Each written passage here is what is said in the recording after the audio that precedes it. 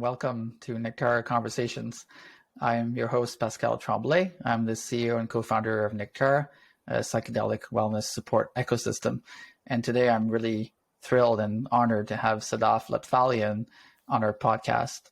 And Sadaf is a clinical psychologist. She's a person that I have a lot of respect for, and for her work in the world and the way she shows up in the world as well, with deep integrity and heart and spirit towards herself and others, and the work that she does in the psychedelic space. Sadaf, would you like to say a few words? And welcome. So happy to be here with you. Thank you. I'm so happy to be here too. I'm so blessed that you found me somehow. And Shada was just such a blessing. And then to sit with you and Elaine, it's just been such a gift. I feel like you speak my language. I feel like I see you and you see me, and I'm just grateful for that, for a sense of belongingness and creativity too. What can we create together? Feels wonderful. Yeah. Thank you for being here. Yeah. We're recording this today I'm based in Kaslo, in the land of the Kootenays and the land of the Sinite people and the Ktunaxa people. I want to acknowledge and honor their history and their presence here on the land. So I'd like to start with that. And where are you calling from? I'm calling from Lisbon, Portugal. Beautiful. Yeah. Beautiful. Yeah. So tell us about Sadaf. Like, how did you get here? How did your journey begin with plant medicines, and how did you become a therapist or a clinical psychologist? How did you land here today on our conversation? Well, first, can I pull us a nature card? Right. Yes. Before we start the conversation, so that we have our nature allies with us on the altar here. Beautiful. Yes. Thanks for bringing that in. Of course. I have my deck of the wisdom of nature, and we've got some symbolism, of course, always from nature. So we'll just have our allies with us here, if that's okay. I remember you said your favorite number is number 5. Okay. Yes. So can I pull number 5 for you? Yes, I'm ready. Okay. And I'll do 8.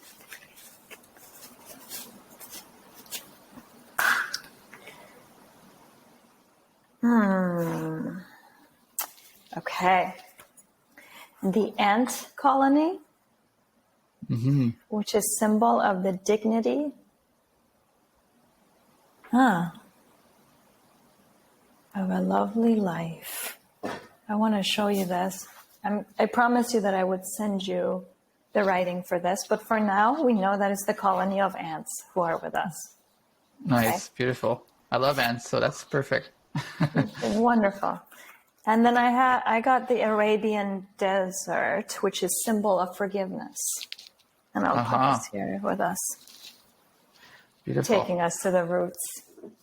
Wow, so we have the desert and the ants supporting us on this podcast. That's perfect. Yes. I feel very well supported.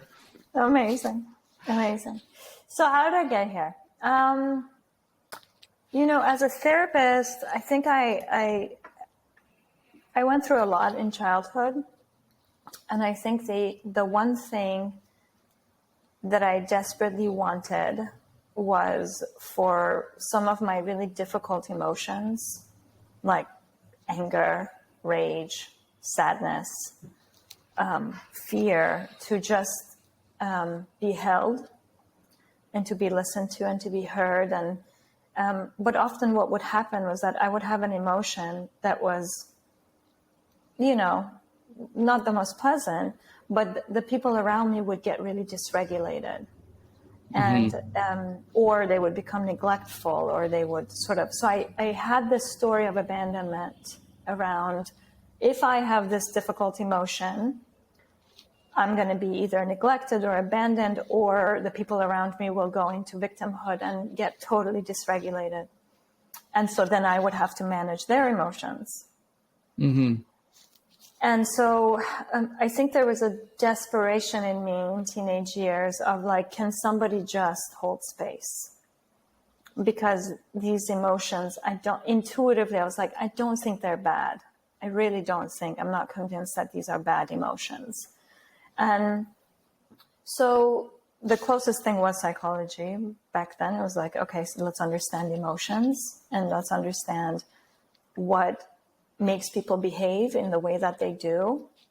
And I got really into it in high school. I specialized in it in high school and loved it. And then it just started my whole career and education in psychology, and it was wonderful. Back then, this is, I think, maybe 20 years ago.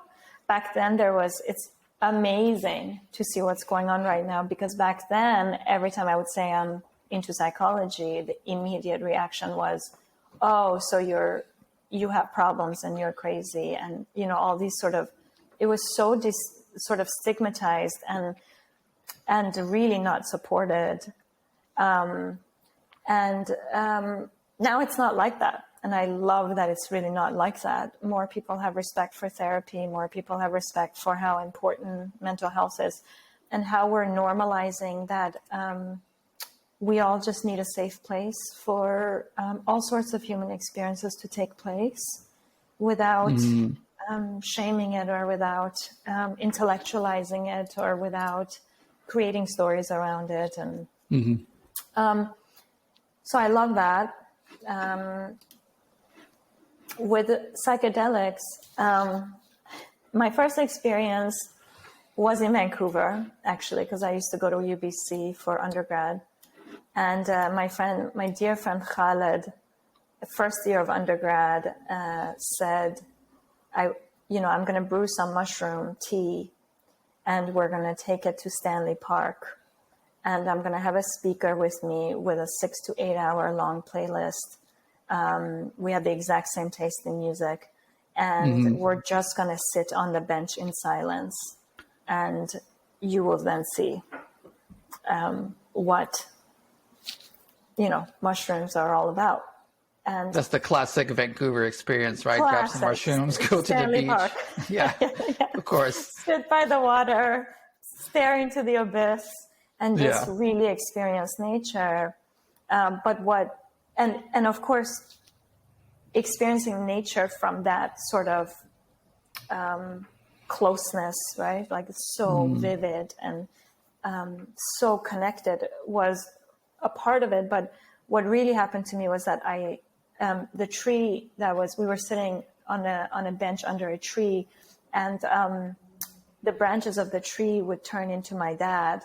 My dad's face kept coming up, and my father died when I was 13. This is when I'm about 20, 21. And I really had not acknowledged, I was too afraid during this period to even want to see him. I would not dream about him. I would not connect to him. I would not pray with him. It was just too much. And so when he visited during this trip, or when I knew that my psyche was sort of reflecting or projecting something that needed to be seen, needed to be connected to, I was just, it was life-changing, because it was actually the beginning of my acknowledgement that I had some real grief work to start. And that was lovely. It was tough, because then the next 10 years were like really messy grief work. It was like, just don't know what's going on. Everything is a mess. Like waves of healing followed by total dysregulation. Like, lots of therapy, lots of this and that. But it was the beginning of where I'm at with it now, which is probably the most connected I feel to my dad, and the most grounded I feel in my grief for him and with him. So I owe it to that, to the first time, of experiencing that. Yeah, beautiful. Francis Weller wrote a wonderful book on grief called The Wild Edges of Sorrow. And he says that grief is an invitation to love once again. Right. And I really like that book around grief and what it shares and the way he shares it as well. And that must have been a very special experience. And then you stepped into more into the space after that. Like, how did you get into the kind of the professional realm of post Vancouver mushroom experience? How was that, the transition? So when I was in high school, I started practicing Buddhism super randomly, very random, but it saved my life to some extent. And I knew that mindfulness was the practice that would sort of ground my professional career. And through mindfulness, I was like, okay, so what tools and what bridges and what pathways do we have to mindfulness? One of them is psychedelic medicine, to really ground in the practice of present moment awareness and compassion. And so I was into mindfulness. I was still sort of getting into the research of mindfulness in undergrad. And I started applying for summer internships. And I'm super lucky, amazingly lucky, that I had a personal connection to Bill and Brian Richards, who Bill Richards is basically a legend in starting the Johns Hopkins psilocybin studies, and together with Griffiths and, those people. And Brian Richards was just pivotal in sort of helping me with that step. And they had me on the psilocybin studies as an undergrad sort of summer intern. And in the beginning, I thought I was just going to run research and like do the data analysis and data collection and And then they started saying, come sit on the mushroom sessions with the research participants. And that changed everything. I sat on the sessions for the preparations and the actual psilocybin sessions and the integrations, and watching Bill Richards be in his essence of sort of guiding and having exposure to really compassionate facilitators in these studies who were so devoted to the bigger picture, of healing and that's how it started. So then I thought, okay, this is it. I want to do this. I want to. One major way to commit to mindfulness is through psychedelic medicines, through plant medicines, and so then I was like, okay, so naturally I have to get my PhD in clinical psychology, because back then it also wasn't like this. It was very hierarchical. If you could only really practice if you were a PhD in clinical psychology or if you were a psychiatrist.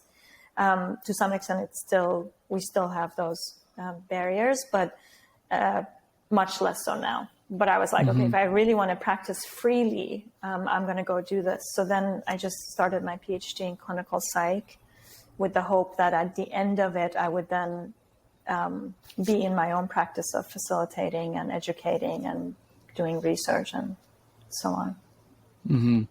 Beautiful. It's interesting how sometimes you meet one person and they change your entire life. It's like everything changes, like a junction A, junction B, and it's like, whoa, 5 years later, you're like in a completely different situation. So pivotal. So pivotal.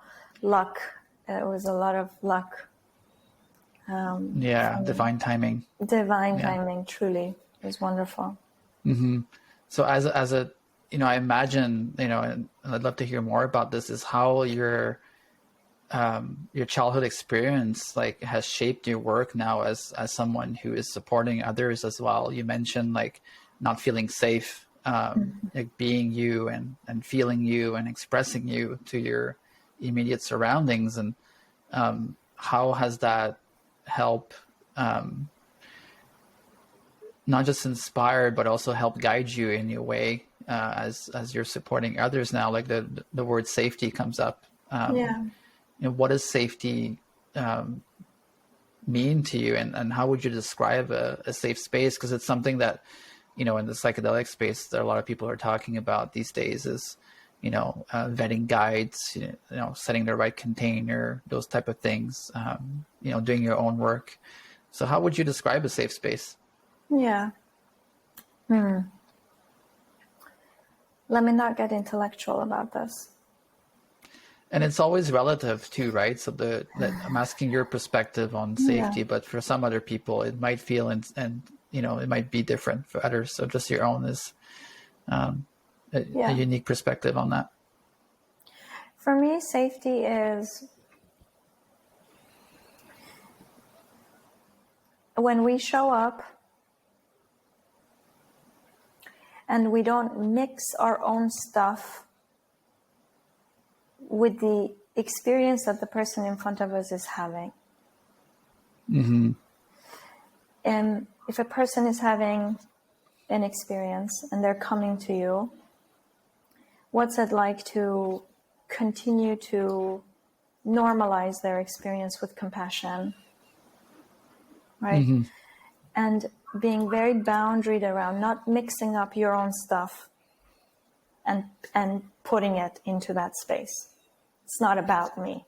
Like as a facilitator, it's never about me, right?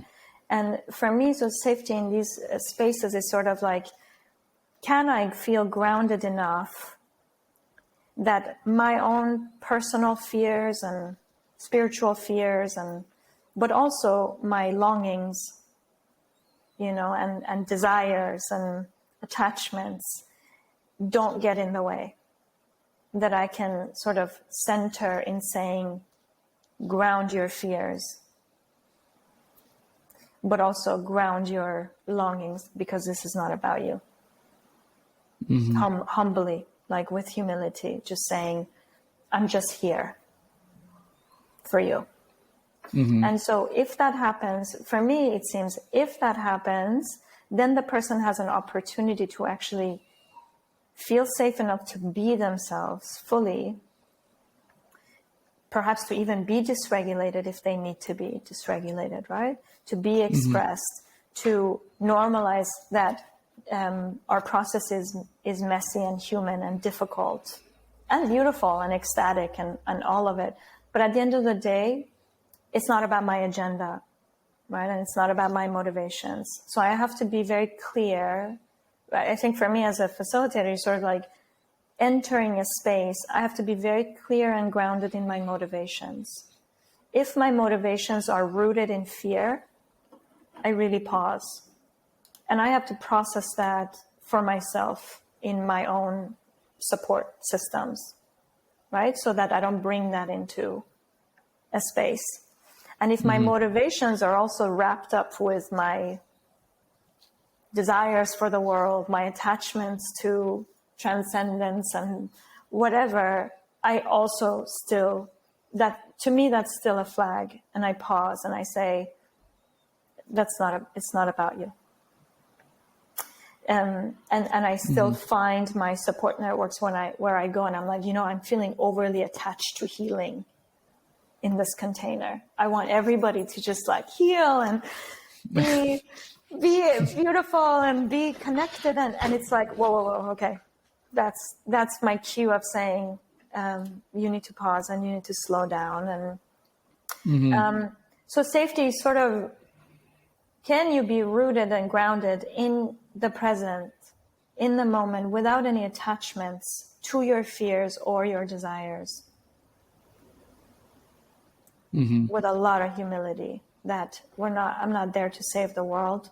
I'm also not there to be totally dysregulated in my own fears, right? Like, and I think when that happens, when I don't have an agenda, but I can just show up and hold the space, then a lot of magic actually unfolds, because the person can feel safe. And if they feel safe that I don't have particular motivations or agendas that I'm projecting onto them. And they can feel that too. They feel the energy around the space. And, as I was navigating the psychedelic world myself, like, sitting with different facilitators, there's a big difference between someone who's creating a very deep, safe container and someone who's kind of dancing around the edges of safety. Like you feel it inside your body. Yeah.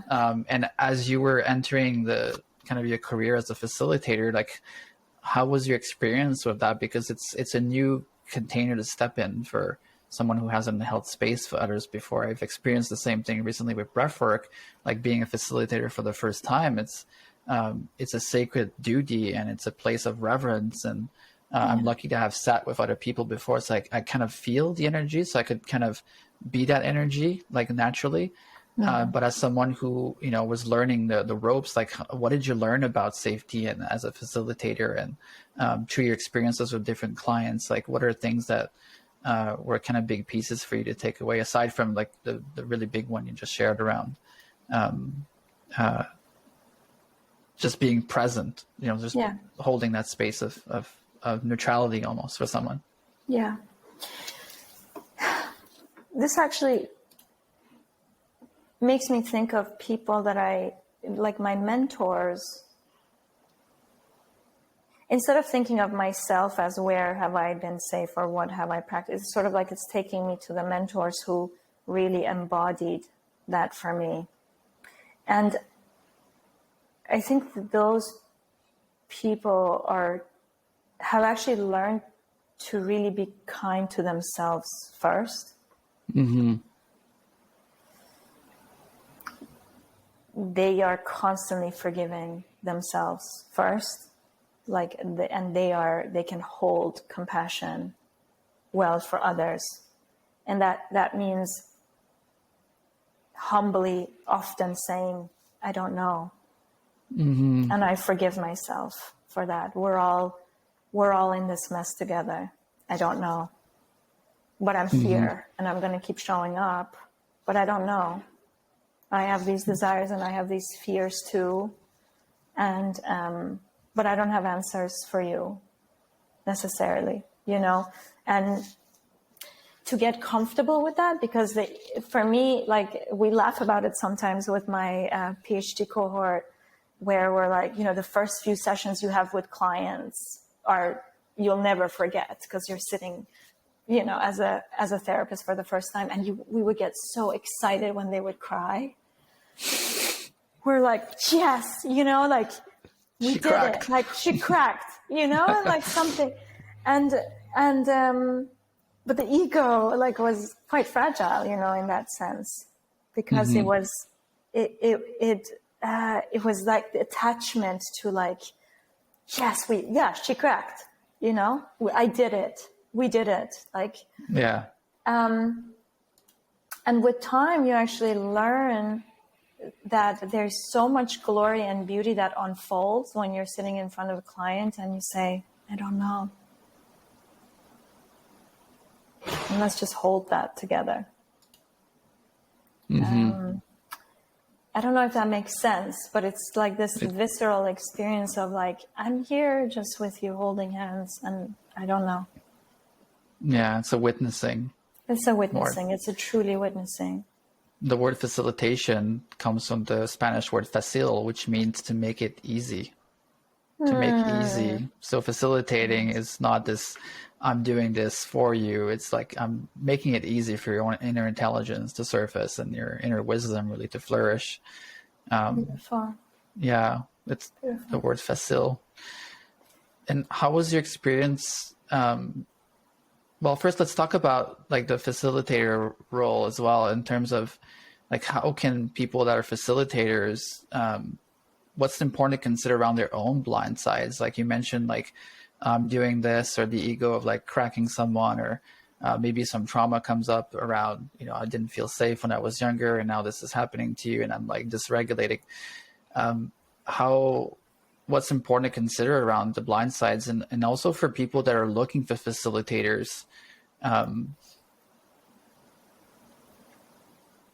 around this idea of like facilitators are not gods, you know, they have their own stuff, they have their own shit to work through.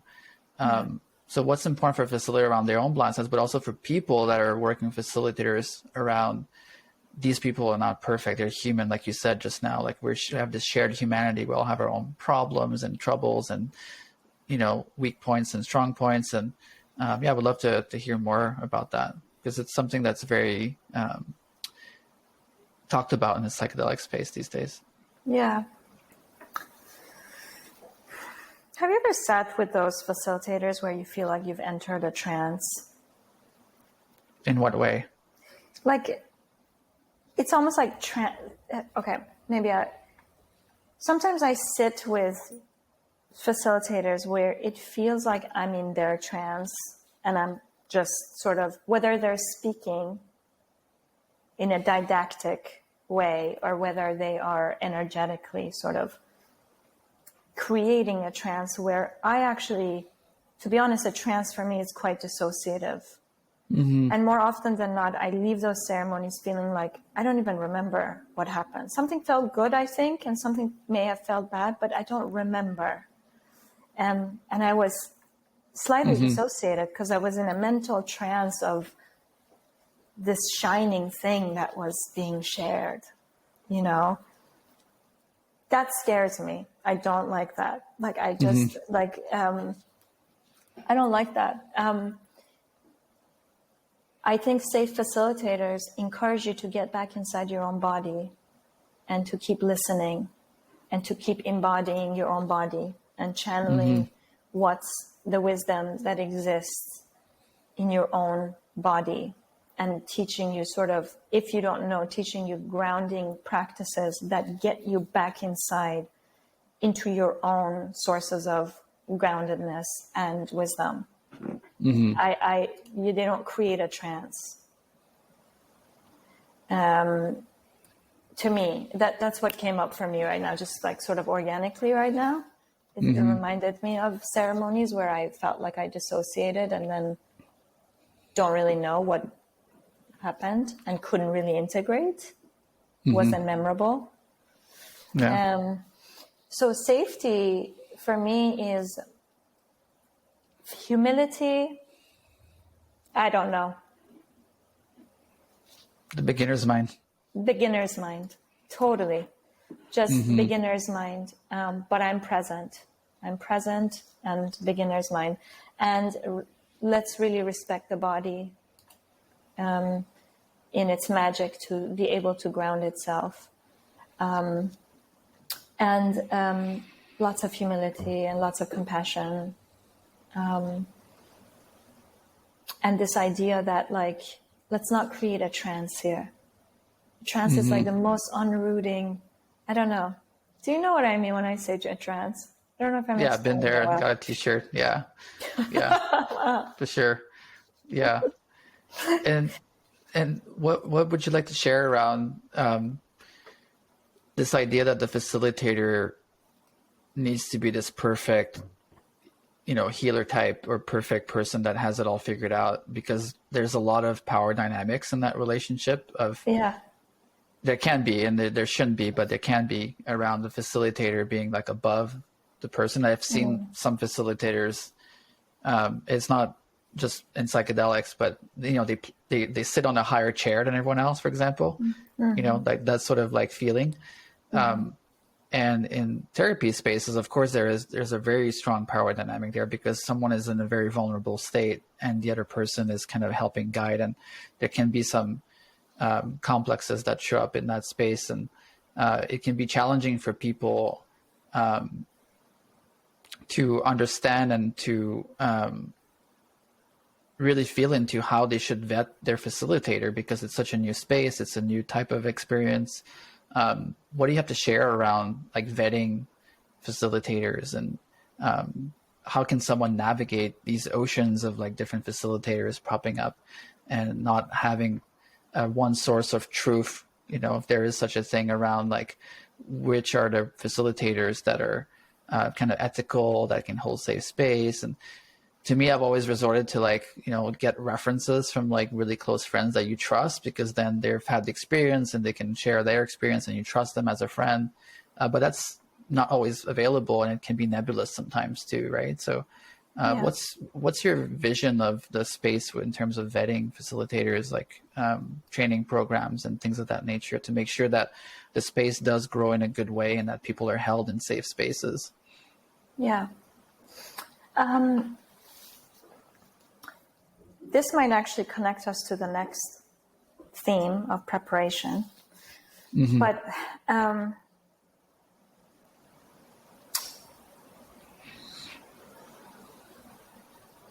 this era of a facilitator being the expert, I think, is dissolving because of the power dynamics that it has historically created in mental health, at least in westernized. I'm talking about the Western model, right? Where the expert knew, so you absorbed what they knew and you applied it to your own process. I think the more we're actually learning about being relational human beings, to live in community, to learn more about relationships, to learn about safety, and have foundational values of actually we're all in this symbiotic thing together. It's not like this, and it's not linear. It's actually circular and dynamic and symbiotic. And within that context means a therapist sometimes is here, sometimes is here, sometimes is here, sometimes is like that, and the client too, right? I'm learning from my clients all the time, right? So it's not like I'm always here and they're always here and we don't, I have nothing to learn. Like we are just dynamic as human beings. So to assume otherwise, to assume we're linear really misses the magic a lot of the time. So, and that, I think that applies to facilitation. It's no different. I think I trust therapists who are very relational, who acknowledge that they're actually very dynamic. They commit to grounding themselves and learning and growing all the time. But at the end of the day, they're like this, you know? And, and so to me, that then means we're also all responsible. Okay, just because the therapist is a therapist, that doesn't mean the client puts all the power away, gives all their power away, gives all their responsibility away for the therapist to caretake, because this therapist is God and they've got nothing else going on. To me, that means you're too vulnerable, because that is just not true. Therapists will have a lot going on. They also have a mood and all sorts of neurotransmitters and all sorts of chemicals running through their bodies. They might be on their period. They might be on a diet. Like, who knows, you know? So that, to me, that assumes let's all take responsibility, even as a client. Don't put too much pressure and power onto the facilitation either. You're responsible. You're responsible to commit and show up with full awareness and understanding and beginner's mind to your own process as well. Right? And I think that's the part that sometimes is missing, because clients can show up with certain expectations into a container. I want this and this and that. Can you make it happen? Right? And they expect it not only from the human facilitator, they also expect it from the plant medicine facilitation, right? From the psychedelic, from all sorts of medicine. They're just like, I want this and I want this, and show me. Bring it. You know? Yeah. And I think we can't do that. We can't do that. That's assuming you're not responsible for the process, right? So I think this relates us to preparation. Can I go into that for a moment? Absolutely. Please go ahead. Yeah. So we were talking about, just to sort of bring people up to date, but we were talking about how like, you know, our culture right now in psychedelics. Oh, something has happened. Can you still hear me? Yeah, I can hear you. Okay. My video just stopped for a moment. Good. I was just talking about how in the psychedelic culture right now, we're all obsessed with integration. Everybody's an integration facilitator, integration is crucial. All of usually our integration processes are actually longer, right, than the preparation and so on. And I think that's great that we emphasize integration more than the actual psilocybin sessions or the psychedelic sessions.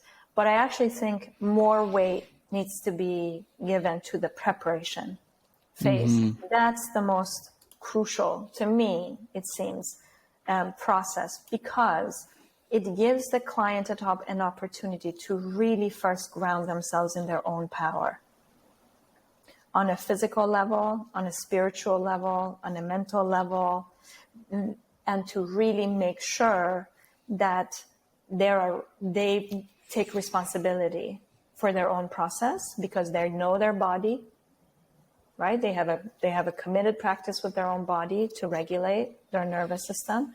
They have a committed spiritual practice where they can connect to something grounding that's bigger than all of this, right? And they have psychological power to be able to say, this will pass. These are my allies. These are my guides, and just keep grounding themselves in wisdom. So preparation is actually the most important. And so for me, it's like if you're actually choosing a facilitator or vetting a facilitator, before doing any of that, commit to your own preparation and learn about your preparation. When you are grounded in your own power, you'll see that it's so much easier to choose a facilitator, because you just know. You sit in front of someone, you're like, Or you sit in front of someone and your nervous system is immediately like, okay. Harmonic resonance. There is resonance. There's true resonance, and there's safety because you're grounded, and you can feel the groundedness in the facilitator. If you haven't done that work, you might blindly step into a process where you think the facilitator is everything. Or you might also even step into a process where you think you're the shit. You're like the best client. Take more. I can take more. I can take like 500, whatever. I'll be, and it's like, you'll be in that process, and that's always going to be slightly, if not a lot, traumatic, so my answer to that is, one, I don't know. I don't know how we vet. I think we're in a very gray area in psychedelics right now, where we're all co-creating together. We don't know what's really going on, and we're just trusting the locals in the way that there's a resonance for ourselves, and we're going with that rhythm. Nobody knows more than the other, really. But if I can say one thing is, before choosing a facilitator, if you're an institution, even as an institution or as a private client, as an underground retreat ceremonial space, whatever is going on, first prepare yourself in being grounded in a holistic way, even as an institution, right? Ground yourself in your values, in your commitments, and in your ceremonies like Nectara, ground yourself in your own ceremonies. When you've done that, you know yourself, you know your power, you know your blind spots, then choose a facilitator. Then you'll just know. Does that Beautiful. make sense, that process? It's honoring the prep work as much as honoring the sacred space of medicine, really. It's like honoring the process to be able to have a safe and deep experience, and honoring yourself as well. And you mentioned the body, which I love what you bring into the conversation around prep work, is really landing in your body and being connected to your body, because there's so much information that's stored there, and so much trauma that's stored in the energy body as well. And what are ways that people can prepare their body and connect with their body? Because for a lot of people,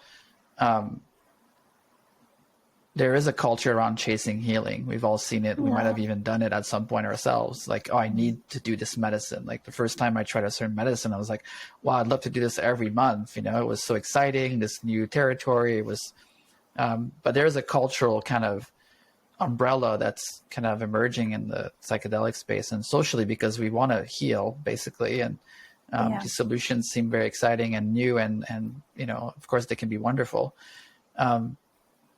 But people don't quite have the resources, and that's why Nectara exists, is to help build those resources, to help bring people into safer spaces. But what are ways that you can share? There's probably hundreds of different modalities and different ways that people can do that. But what are ways that you prepare for a psychedelic experience? Yeah. I honestly, at this point,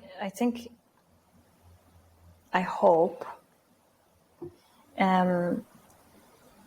for me, it's not like, okay, I'm about to go into a psychedelic ceremony, so I'll just use these 2 weeks to prepare or 1 month to prepare. It's more of this is my lifestyle. Yes. Like, this is like Nectara, right? Like everything is a ceremony. So the lifestyle is the true embodiment of presence into my own body, into my psyche, into my spirit, all the time, as much as I can. Not that I do it perfectly or consistently, not at all. But I hope that there's something like a bit ritualistic to my rhythm right now, where it's like every day there's a little bit of something, a little bit of, I make sure that there's at least a 20-minute, right? At least 20 minutes of practice where I feel embodied. I breathe into different parts of my body to bring air, to bring presence, to bring attention to every single part of my body, to occupy it, especially for people that come from, for example, I come from a background of PTSD and trauma. So I know that I dissociate, you know, and I know that there's hypervigilance. And when that happens, I completely, it's as if I can't feel, I don't know where my legs are, right? Like things like that. So every day there's just a practice of embodiment where I just simply bring my attention and notice. I tell the different parts of my body, hey, I'm noticing you. Just that, I'm noticing you. How are you? And if you can use the breath to also breathing, to just pull the breath into each body part so that there's a feeling of occupation or embodiment as opposed to void and emptiness, right? So for me, it's like I have to do 20 minutes every day of that. And that sometimes is through the breath, that sometimes is through yoga, it's through walking in nature, it's through sensual experiences like taking a bath, you know, working with scent, like essential oils or incense to just sort of activate the senses. Anything like that. Dancing is my medicine. I wish I would do it every day. That's my deepest medicine. And yeah, so practices like that, where it's like you just prioritize that every day for preparation. What happens is when you are in the psychedelic ceremony, have you ever had those, you don't have to answer that, but for me, there have been moments where it has been so intense, the psychedelic experience is so intense that really my only grounding ally is my body. There's just no way around it. All I actually have control over is to regulate my nervous system as much as I can. And those are psychosomatic practices or somatic practices where, you know, I might be in ceremony and I'm doing this, you know, or I'm holding myself, or I do Qigong and I work with energy, or I work with my breath, or it's things like that where I'm only able to stay present if I'm embodying my body. So if somebody is not practiced in that, it can get tough. I mean, when they say it's a bad trip, it can get tough. you know. Mm-hmm. That's just the body part. But then, of course, there's a spiritual practice where you keep grounding yourself of, for me, it's I am nobody. Mm-hmm. I ground in the humility of all I feel is love, and before God there's just love, and I'm nobody but love too. And I just ground in that. Mm-hmm. You know, It's connecting to the selfless, the no ego space. It diffuses every story and every attachments or every, feeling of me, really. Yeah. And that's what I love about some psychedelic experiences, especially with something like Wachuma.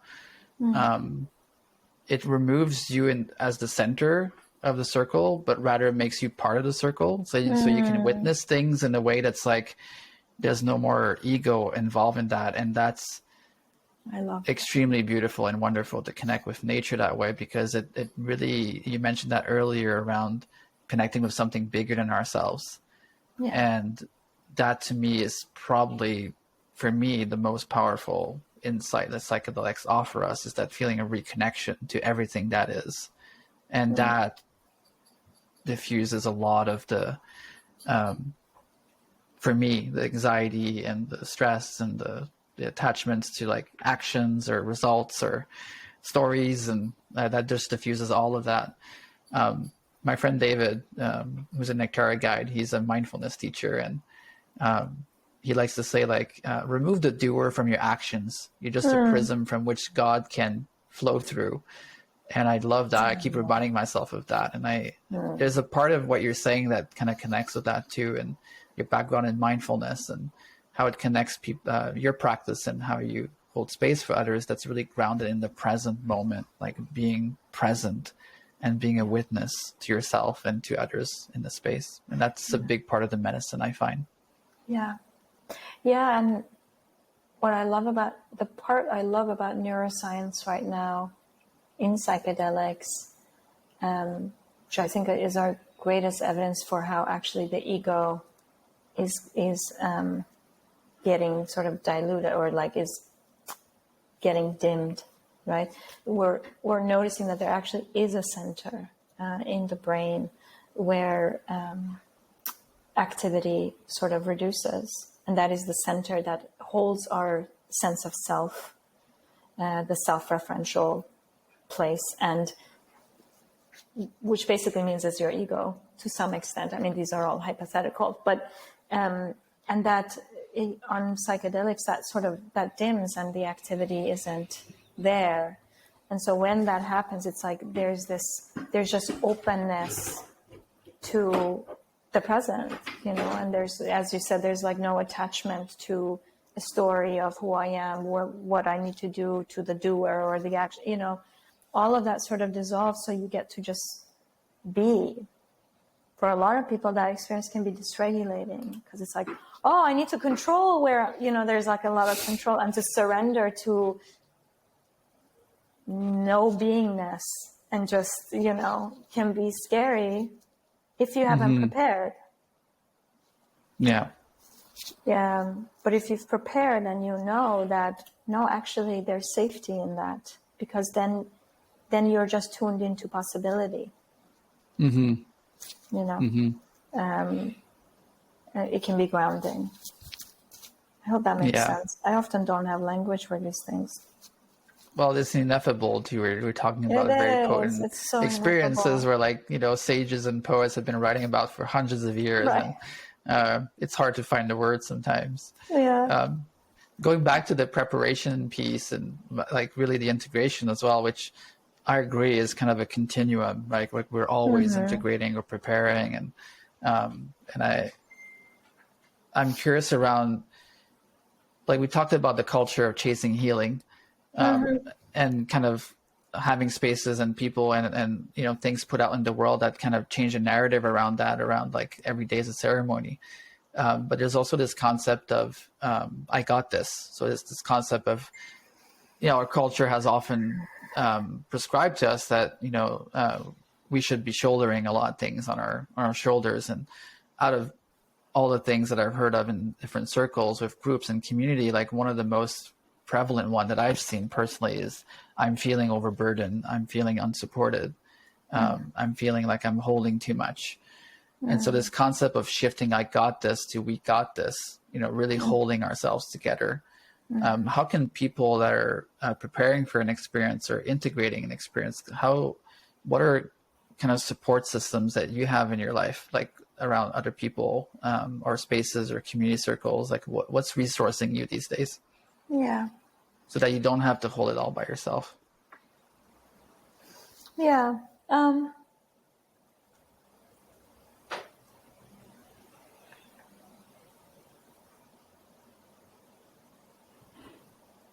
I'm careful not to get into this, like, I wish ideally would look like this, but it's not kind of feeling. But what I've experienced is, what have I experienced?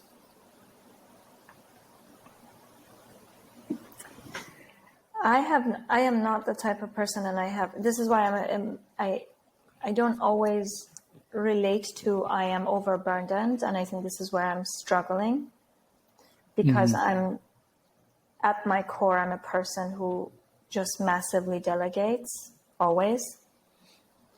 Now, so I can't fully relate to, like, in integration or preparation.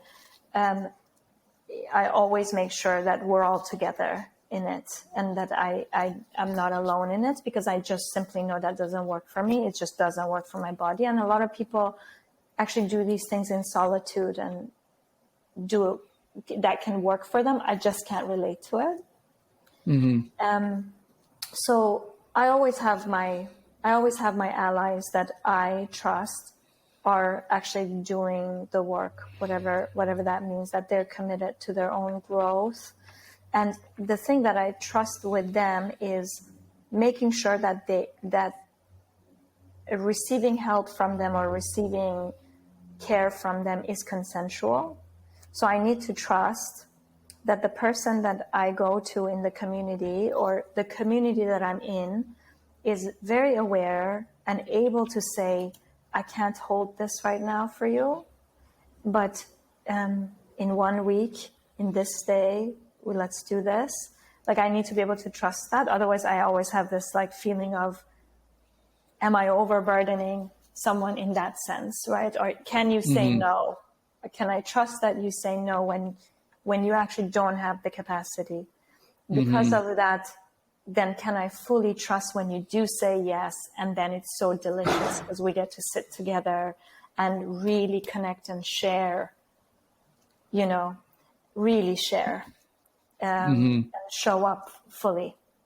But for that to happen, I just simply need to energetically trust that people are really good. Like, they can own their full yeses and they can own their full no's in the community. It's radical kindness. Yes. Yeah. Total radical kindness. That's a good term for it. So I look for that. I look for people who are like, yes, no, yes, no, this time, but not this time, this place, but not that place. That sort of clarity and consent. I don't know if that answers your question, but I was just tapping into, where do I feel trust and safety in not actually overburdening or feeling overburdened, right? Which means healthy boundaries, kind boundaries. Yeah, I love that you bring that up. Like, saying no is challenging. It's been challenging for me in the past as well. And I found the more I say no, the more people connect with me and the more people relate to me. And when I say no, I'm always surprised. Well, I used to be surprised around the reaction of like, okay, cool. I totally respect that. Thank you so much for sharing that. Yeah. I think that's a very valuable point in terms of support systems. Is there anything else you want to add about preparation before we go into clowning? Ooh, clowning. maybe what's your wish for the psychedelic space in terms of preparation? How about that? Something you'd like to, like your greatest wish for the space around preparation? For right now, to be honest, it's not a grandiose plan. Right now, it's let's just value it. Like, let's hype it up.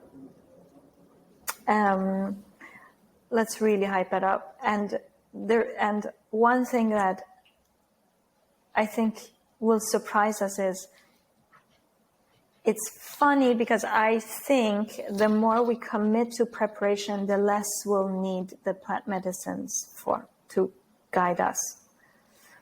Not that I'm against psychedelics to be the actual fireworks of the season, right? Like that's like, love them, love everything. But I think we'll find that the more we prepare, the less we'll need, because the more grounded we are and the more aware we are and the more we're committed to community and support, because we'll start to recognize the importance of preparation. And then, so for now, for me, it's normalize it, emphasize it, tune into what works for you in terms of preparation. It's going to be very different, but it has to be holistic. It has to be holistic. It can't leave out the body. It can't leave out the psyche. It cannot leave out the spirit. It has to be holistic. Beautiful. Yeah. So let's talk about clowning. So the first time I met you, or the second time I met you, I know you're a clinical psychologist. You have all these like degrees and like internships at big places and degrees and things like that. And then you introduced yourself, and at some point you mentioned you do clowning, and I was like, wow, what an amazing person that has the kind of the clinical side and then the clowning as well, which is beautiful mix of humor and pleasure and joy and then this more scientific background. So how did you get into that? And tell us more about clowning, and do you use it in therapy spaces? I felt so ridiculous that day when we met. And I remember turning off the thing, even though you made me feel so comfortable and so loved. And I had no reason to just feel so anxious. But we turned off the thing, and I was like, what did I just say? Like, what just happened here? Because I don't think I had ever really talked about these things in professional spaces, even though this feels a lot more like community. Clowning. So one is, I come from a background, my father was a surgeon, so he was quite scientific in all these things. But my mom is an artist, and she paints. And my grandfather is a writer and a poet. And all these things. So there was always an importance of, I was always the bridge, the skywalker between science and arts, or science and spirituality. It was always like I walked both, and I was always trying to bridge both of them together. And so I know I have that in me just inherently. But the thing that changed that for me was, I don't know if you guys have authentic relating games in Vancouver. Do you know about the model? We've done diets before, and we've done kind of spaces like that. Yeah, practices like that are definitely powerful. Is that what you're talking about? Yeah. So, but the platform has leadership sort of trainings. And so I joined a leadership training where you become an authentic relating facilitator.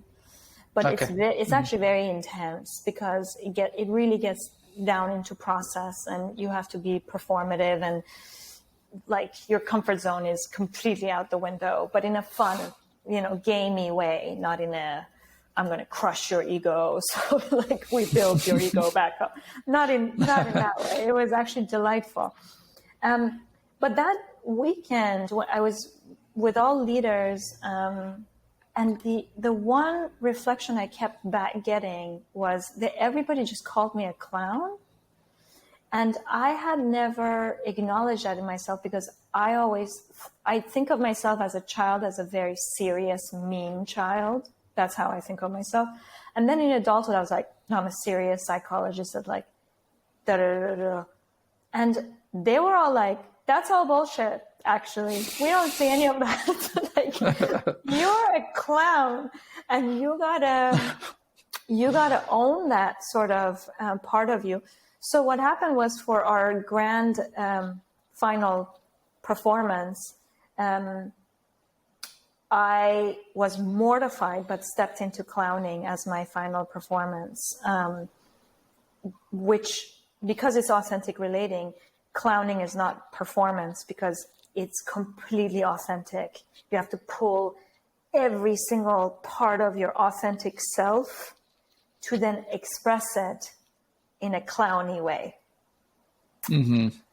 which is really tough, because it's like, who am I? What are my authentic selves? And then how do I channel it through clowning? But it was wonderful wisdom to just sort of like, I was shocked, to just receive that. And then I got really into it, and now I really want to go to a clown school. And I don't use it specifically in my therapy sessions, but I use it in the retreats that I lead, where we integrate psychodrama with psychomagic, clowning, and all of these elements, where you get to practice all those little parts of you that never get to come out because you're so scared of judgment. So your ego is just bruised, like it has no chance, because you're just like, I feel ridiculous, like doing this, but it's not about that, because you're actually fully embodying joy when you're doing it, and play.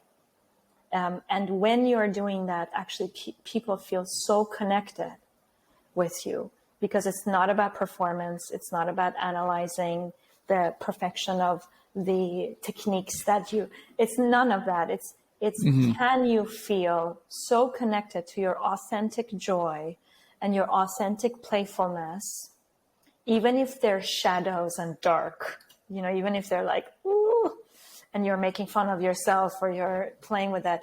And in that space, people will feel connected to you. There's no way around it. They love it.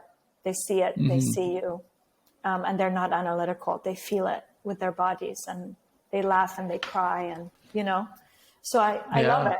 I love it as a practice. I also don't really know what I'm talking about, because I don't have any it's not a formal clown.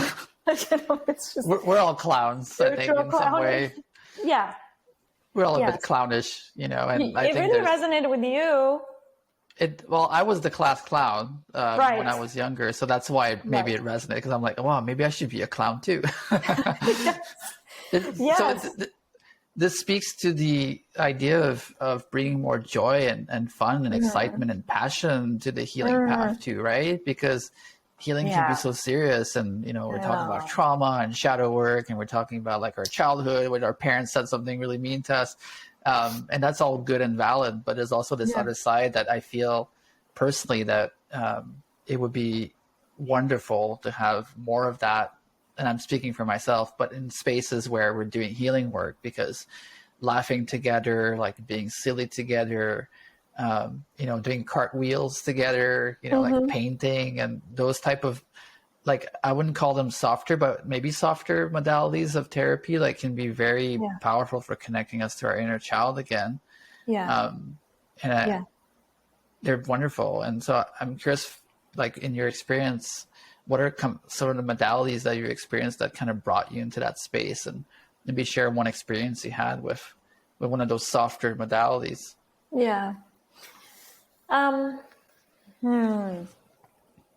One thing that came up for me when you were sharing, because of course in mental health, we're so used to pathologizing, right? Like historically, everything has been pathological, and we call them disorders, and, and so it is heavy and pathologizing. And yet we also know that if we fear, it's almost, I don't know how to say this, but it's almost like if I fear my own joy, or my own pleasure, right? And that alone creates a lot of suffering. That alone is contributing to everything. So I don't know how we just bypass that. Like, I don't understand why we bypass that in mental health. Because it's like, well, we don't always, things have changed a lot, right? We're not in a psychoanalytical phase where forever you talk about your mother in a bad way, you know, like we're not in that phase anymore. But how connected you can feel to joy and pleasure and all of that also actually gives you permission to feel connected to your pain too. They go together, but in a much more sort of grounded way, right? Like you're not avoiding either, because avoidance of either will create suffering. But if you can lean into joy, you can also lean into your pain a lot more skillfully, right? So it is actually productive. Sometimes when my clients are like, but is that really efficient or productive if we, you know, like some clients get a bit sort of heady around that stuff. I'm like, yes, actually it is very productive, because the more you delve into joy, the easier and the safer it becomes to also delve into understanding your pain. They go together. Mm-hmm. And so, okay, so joyful modalities. I've done things like, I love making sounds that are ridiculous, that one of my mentors calls it sounding. And so we put sounds to our emotions, and we just sort of, instead of them telling me this is my emotion, they actually sound the emotion.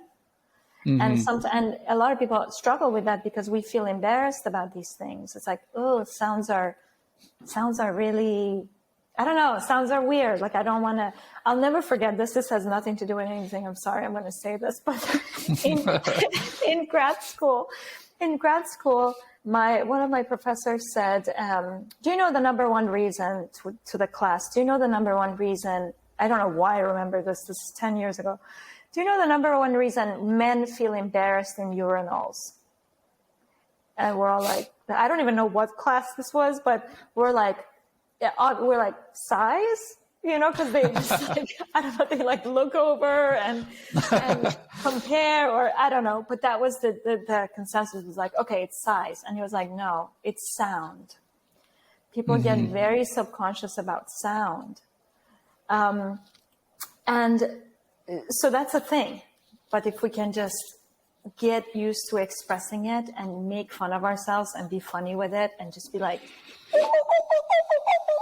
or like go from one thing to another, like, and normalize that there are all sorts and all forms of expression instead of keeping things stagnant. It's beautiful, you know? So that's one thing we do. A lot of, and it releases energy too, right? It moves emotions and feelings in the body, and you can express those, and it reduces the charge of them. Like during breath work, we do a lot of sounding. I like to howl like a wolf, and that helps me with stuff, you know, because I'm channeling my spirit guide or whatever. But it really helps me to like embody that energy and that quality of like the wolf, right? Yeah. So that connects you as well to like more shamanic aspects of healing when you're embodying a certain, you know, teacher or emotion or person or animal or whatever you choose. Like, it's very useful. Yeah, exactly. And it gets us to be, you know, I feel like Western art, I don't know if it's Western art, but the art world or the performance world has actually done a disservice because everything has become so analytical, you know, like, only great singers can sing, or this sort of narrative that like, oh, your voice shouldn't be expressed unless you can really sing, or things like that has really abandoned our bodies. Whereas the body often actually, the expression of it can bring out so much wisdom because it helps to bring all the process out, as opposed, like you're saying, like, and with that, you can then start to actually transmute what's not serving you, but also embody what's serving you. We can't do it without the body, you know, but it's become so performative and analytical that we're not feeling our bodies anymore, or our senses. So I try to use the senses a lot to get back inside and be like, let's see what the body's wisdom is. And sometimes the sounds that are coming out are so joyful. So if the person is like really spiraling in victimhood and the stories, the narratives of blah, blah, blah, but the sound is making them laugh or making them be like, what was that? And I'm like, I don't know, but it's great. You know, like just, it lightens things up. It lightens things up and it starts to connect us. That's just one practice. I do a lot of movement where we make, you know, where we're creating things. I do from IFS, Internal Family Systems. You know, we name our different personas and create characters around them. Like, I share this a lot with people, but like my critical side, that's like vicious. That's like, and now I'm doing clowning with my critical side in partnership with someone. Her name is Thornicus because she's like a thorny cactus. Mm-hmm. And I can already feel the thorns with that name. That's a very Thornicus. Spiky name. Yeah. So when she comes, I'm like, Thornicus is here. Everybody just watch pause. Just watch out. Just, you know. And so we go in a bit of a defense and I start like playing with it and I'm like, okay, you know, and through play, it's a lot safer to then go to Thornicus and be like, it's okay. What are you needing? Can I take your thorns out a little bit? Just like what, you know.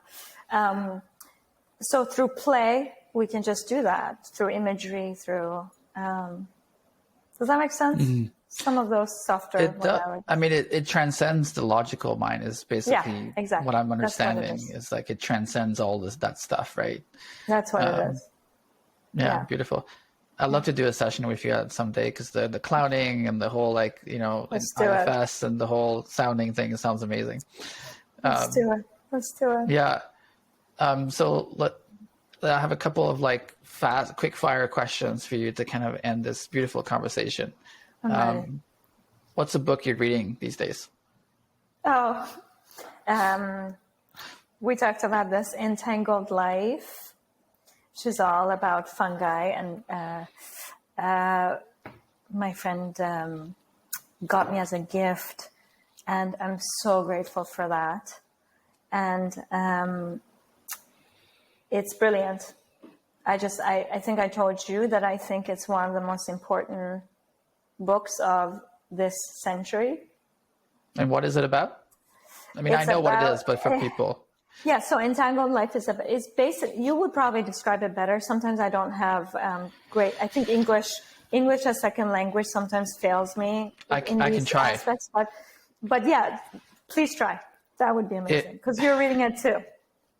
Yeah, I started reading it, and what I'm gathering so far is that it's a book about our fungi overlords and how it touches on almost everything in life, and it affects rain, and it's like how the plants got on Earth the first time fungi was like being their roots, and I'm just like, wow, that's amazing. And of course, I've seen Fantastic Fungi, a documentary, and Paul Stamets talking, and I'm always blown away. And I think we're just only like 7 or 8% of fungi has been like discovered and researched. It's amazing what's out there. Yeah, and so humbling. I read every page and I'm like, wait, who are we? What are we doing? Who are we? We're not the masters of the universe? We're not the masters of intelligence? Like, what is that? No.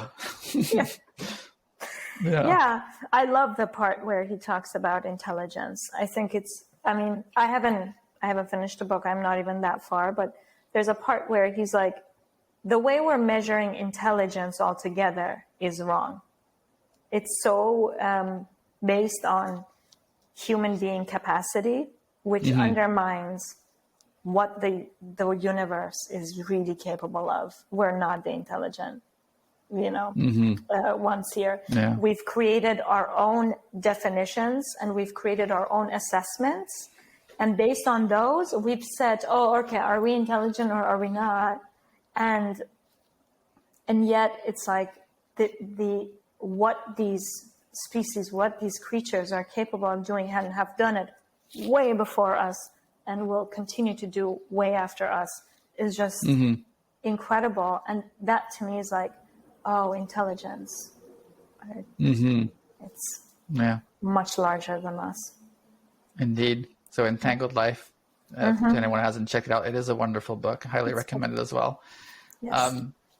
This is a really broad topic. I'd love to actually do another podcast on this topic itself, but diversity in the psychedelic space. You talked about something being formed around kind of messaging and supporting people from Asian heritage. You want to talk about that a bit more? Yes, I would love to. So my great friend Simran and some Asian folks were all in the midst of creating a collective called the Asian Psychedelic Collective, and Asia really being all-inclusive. So the Middle East, Southeast Asia, Southwest Asia, Central Asia, all of that. And part of the reason why we're doing this is because, a lot of the feedback, a lot of the people who reach out to me are people who have been harmed as POC and as BIPOC people in psychedelic spaces because of white supremacy and sort of white feminism too. And there's just not only that, but there's just lack of representation. We know that very well. There's lack of representation in facilitation, in research, in participation, in ceremonies, in resources, in all of that, even though, for example, the Asian population is the fastest growing population on Earth, and it's the largest population on Earth, but it has the least sort of access to resources and so on. In the psychedelic world, it kind of makes you pause, and and it's not often. Sometimes I've heard, oh, they're not into that. They're just like not into, they come from a different cultural background and they're just not into it. In grad school, I used to hear that a lot about Black and African American clients, where the consensus was they just don't believe in therapy. So it's okay. Let's just focus on non-Black folks. And to me, that's like, what are you? That's not true. And the more we destigmatize and create resources and provide accessibility, actually, I think they'll be open to it. So my philosophy right now is that it's extremely overwhelming what we're dealing with in the world in terms of diversity and inclusion and how polarized we are and so on. So I give myself grace for feeling very overwhelmed by it. When that happens for me, my way of dealing with that is to get local. And I focus very locally in this neighborhood. What resources are available? What can we do? Where are the spaces? What's the focus group? What are the needs? Let's not, because I think the more one size fits all kind of way we get, the more nuance we're missing, and the more anxious we'll become, because that's impossible. We're not going to do that, right? So it's a matter of locally find places where you have access, right? And for those of us who are in a position where we can provide locally, start providing, and sort of invite people into experiences where they can see for themselves that it's possible to sit together and do all these things. But to be honest, I think it's a very messy, it's sad to see in psychedelic spaces that it's not that much better than the non-psychedelic world, which you wouldn't expect, because psychedelics are oneness and connectedness, and we're all, unicorns and rainbows. Yay. Yeah, unicorns and rainbows. So like we're all one, and there is no color, and we've all been people of color at some point in our past lives, right? right, exactly. So then it's like the amount of bypassing is no different actually, and we are seeing the harm unfold. So I think my thing is let's actually acknowledge that there's quite an amount of bypassing going on, and that it's not that different from the non-psychedelic world, and we're still seeing the same issues unfold. And in order to manage our own anxiety is get local, get specific, go small, micro movements, to me, because I think... and look at ourselves too, right? Like it, starting Absolutely. within around those ideas and constructs and things that we have to undo and clarify and illuminate within all of us, really, to kind of be able to embody that in the spaces that we show up in. Absolutely. It's a deep conversation. I'd love to have another podcast around this and bring more. You have a diversity and inclusion crew, right, at Nectara? Yeah, it's a small forming team right now, and we're welcoming people. If someone out there wants to help us create safer, more inclusive spaces in what we do, it's very important for us that we understand those nuances, because sometimes having someone to advise you and someone to be a part of the process really helps you to do those things. It's not something that's inherently going to be perfect from the beginning. So we're humbly forming a DI council to learn and grow with. Yeah, beautiful. I will say one thing around that. We'll pause. I guess after that, I'm just realizing it's been a while. One thing I'll say is, like, as an Iranian woman, of course, I get a lot of requests from Iranian populations being like, hey, do you facilitate? Because, of course, they feel like I can know them better somehow, right? Because there's cultural connection. And what I'm understanding is actually that it is important. You and I talked about how, like, even bringing in Persian instruments, musical instruments, and facilitating retreats and that are Iranian at their core, and so that the collective trauma can actually sort of go back to the roots and acknowledge the ancestors and start to work through some of those things in order to arrive where we are now. And these are important. Some of the ceremonial aspects of these containers is like, it's important to actually go back to your roots and acknowledge and understand it better. So I also want to normalize that we need that, like I might not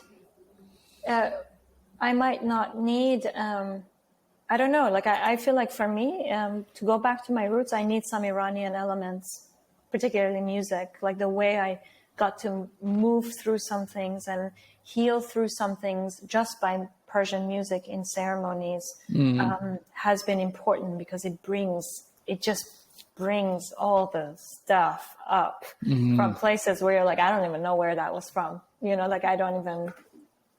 Well, science is telling us that it the effect of kind of your lineage and your DNA line goes back 14 generations.